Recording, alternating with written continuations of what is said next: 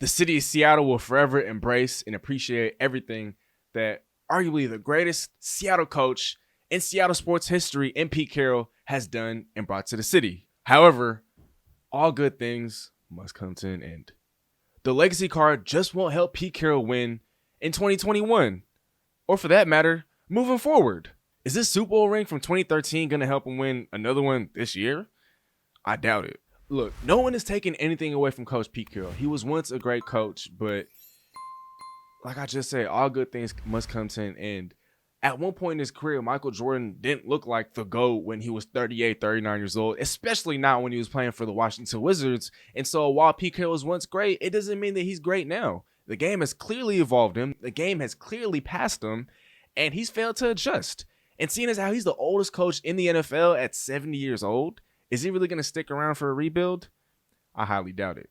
And to all the fans out there that are attacking people with my stance and claim that, oh, Seahawks fans now are so spoiled or so entitled. Oh, they're not appreciative of what Pete Carroll has done.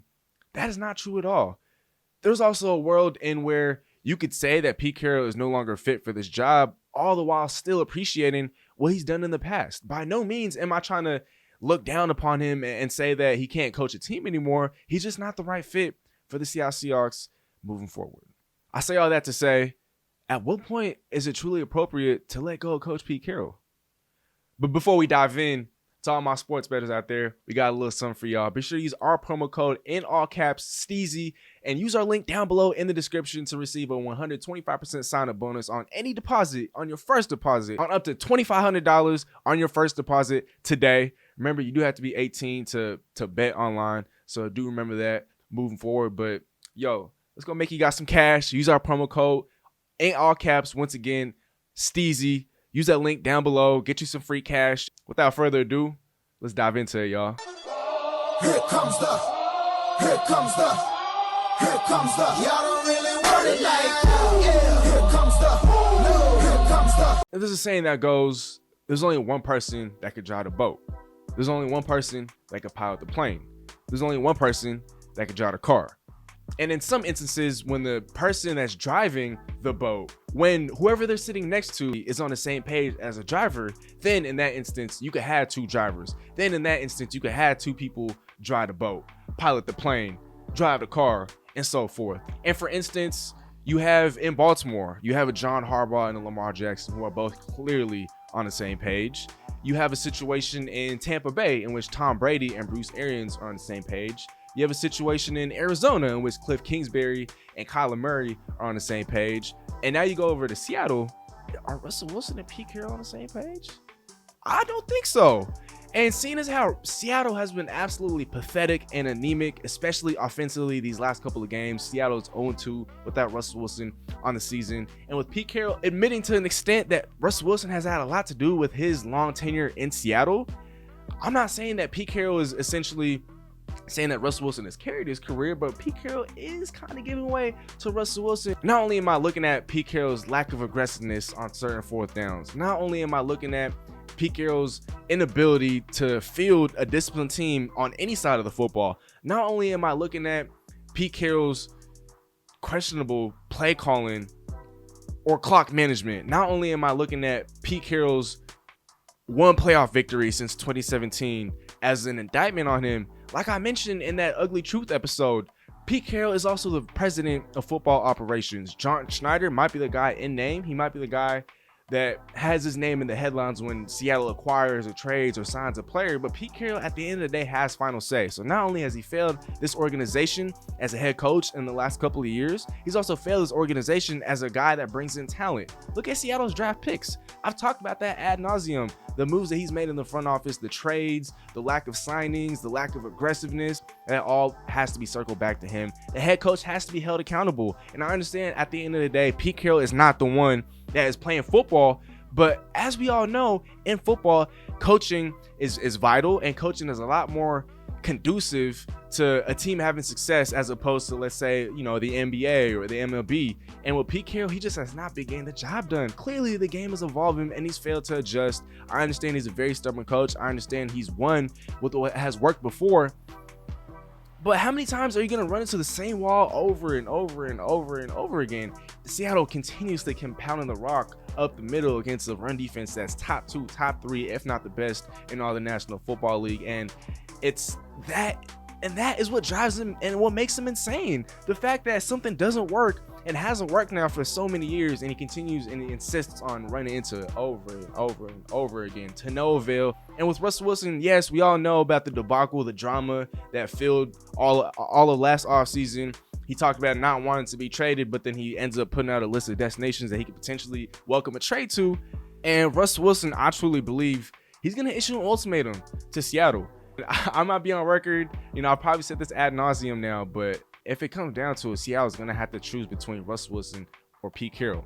These two just have not been on the same page. They have not been driving the same boat for a long time now. And just philosophically, while they have been able to make amends to a certain extent, it's not working out. It truly isn't. Russell Wilson, he has to be looking at Seattle right now like, look, I need to get out of here. But what if Seattle is to offer him a fresh start without Pete Carroll?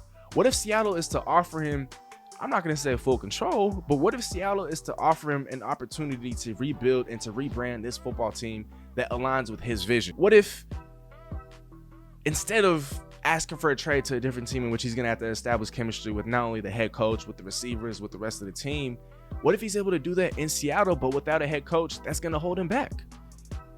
Obviously, Russ Wilson has had the training wheels for so long now. Even though we all know he's a top 3, top 5 quarterback, like I've also mentioned ad nauseum, Pete Carroll just is not willing to relinquish the training wheels. And I do got to give Seattle's defense, Ken Norton, especially Pete Carroll, credit for the last couple of games. They've held up and they've been very stout defensively.